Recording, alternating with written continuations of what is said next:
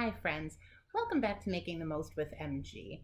Today we are going to talk about a common staple in most childhoods, and that is board games. That's right, board games.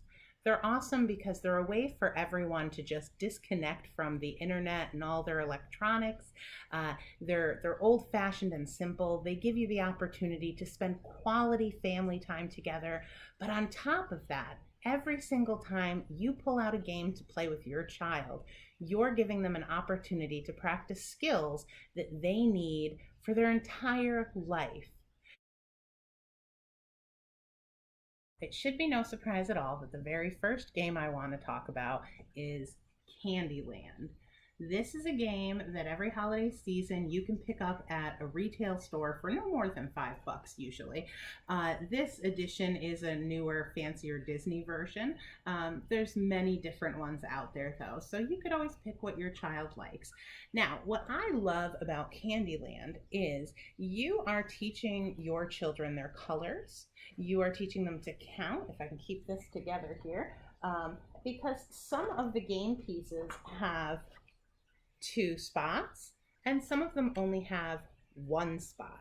So your children are counting, they're matching, right? The blue color to the blue color. There's also the character cards. So if they pull one of these, they get to go wherever it is, which sometimes is a good thing because you're moving ahead, and sometimes not so much because you have to move behind. And having that in there is teaching them about sportsmanship. It's teaching them that sometimes you have to move back a few spaces. You don't always win. Chutes and Ladders is another one of those classic games that's been around for years and you can buy very inexpensively from retail stores. Now, what's super cool about this game is we have numbers and we have counting. You can see every square has the number on it. They also have to know whether they're going left, right, up, or down. So it's teaching them their directions. When they land on the ladder, they get to go up. When they land on a chute, they have to go back down.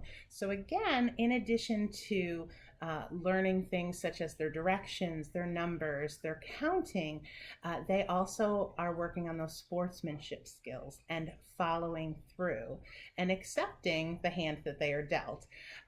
The other thing is the spinner that is used for this game is something that helps them with their fine motor skills. So they have to be able to do this to flick the spinner. So it's something that they get to practice with. And again, they're identifying the numbers and then they're having to count.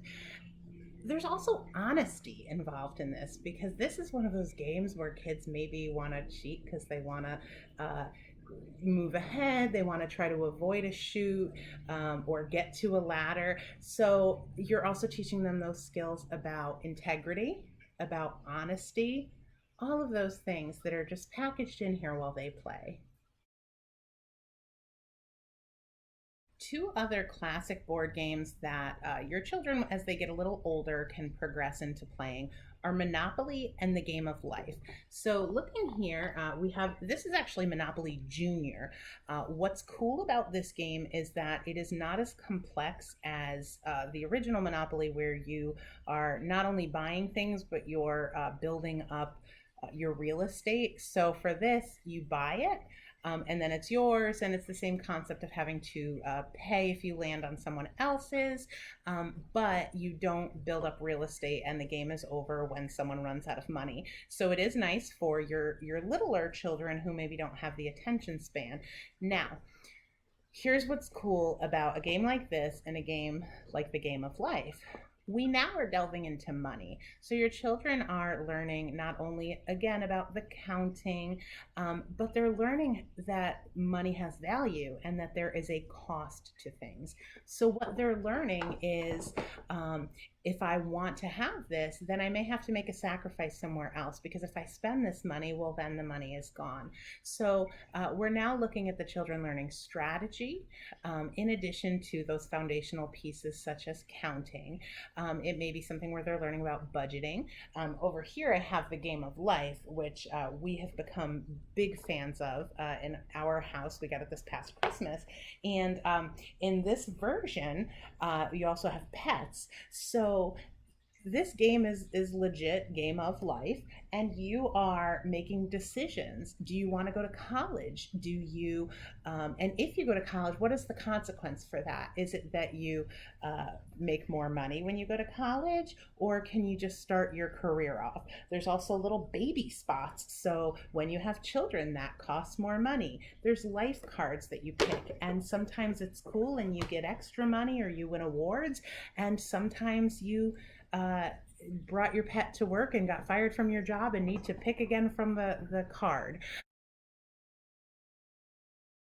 I could go on and share with you every single board game that I know of and what kind of things your child is learning by playing. But instead, I am extending a challenge to you this week. I want you to go through your home, go through wherever you keep your games, pick out some that you're going to commit to playing this week with your child. And while you are, think about those things that your child is learning. They could be social emotional skills, it could be practicing their fine motor or gross motor, it could be math concepts such as sorting. But every single time you play with your child a board game, you are helping them to learn. In addition, you get the bonus of spending some great quality time together. So I look forward to seeing you back here next time. Until then, have a great day and stay safe.